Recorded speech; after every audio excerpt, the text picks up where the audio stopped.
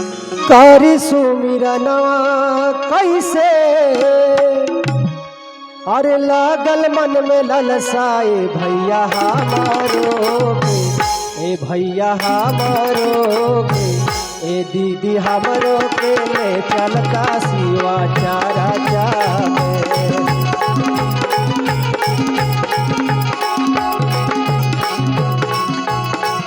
कारी सुमिरनवा कैसे, कारी सुमिरनवा कैसे लागल मन में ललसाए भैया हमारो के, ए दीदी हमारो के, ए भैया हमारो के ले चलता शिवा चारा चाहे। ए भैया हमारो के ले चलता शिवा चारा चाहे।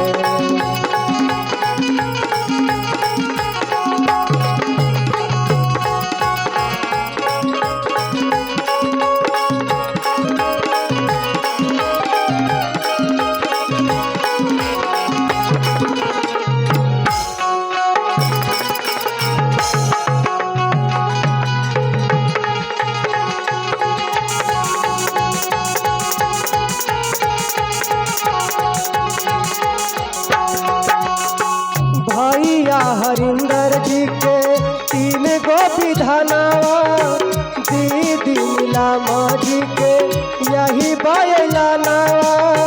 पहिला में दया मंगिहा, दूसरा में चारा चा, दूसरा में चारा चा।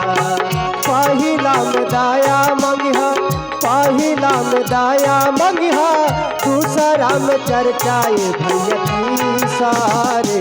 ए भैया तीसरा में गुरु प्रणाम करिहा, ए भैया तीसरा में गुरु प्रणाम करिहा।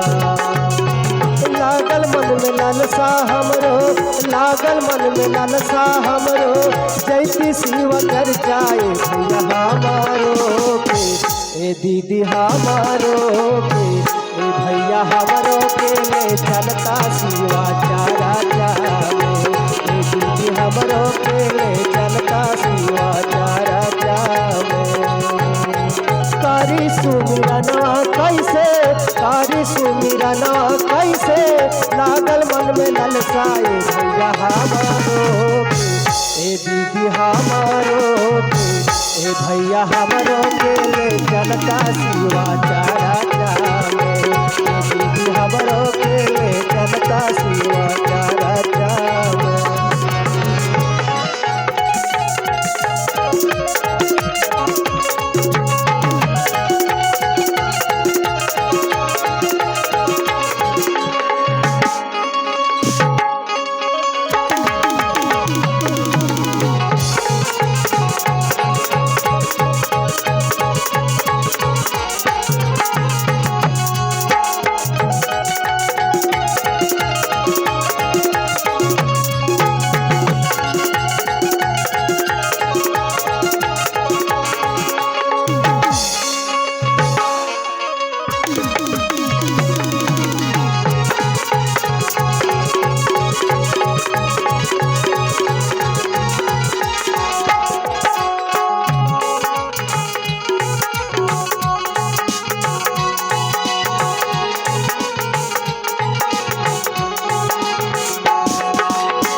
गवे राह सहर रहिहा, गवे राह सहर रहिहा, भैया हरिंदर जी के बात ना भूलैया। ए भैया चारा चावे, ए भैया चारा चावे लागी नहीं कोनो खर्चा।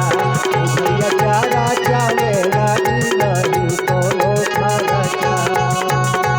हाथवा में बांधिल भैया, हाथवा में बांधिल भैया, बारदन कंगनवा। ए भैया मानीला, ए दीदी मानीला, तू साहब जी के तो कहानावा।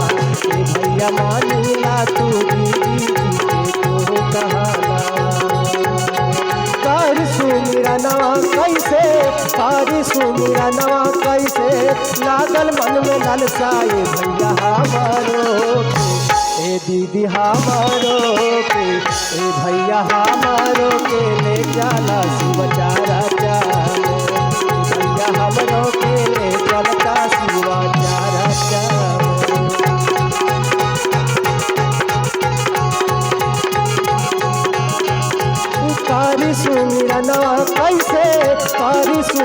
दर्शनवा कैसे लागल मन में ललसा ए भैया हमारो के, ए दीदी हमारो के, ए भैया हमरो के ले चलता शिवा चारा चाले, ए दीदी हमरो के ले चलता शिवा चारा चाले, ए भैया हमरो के ले चलता शिवा चारा चाले, ए दीदी हमरो के ले चलता शिवा चारा चाले। करुणा दीदी मंच पर आ गए हैं 2 शब्द के लिए। मेरे गुरु शिव।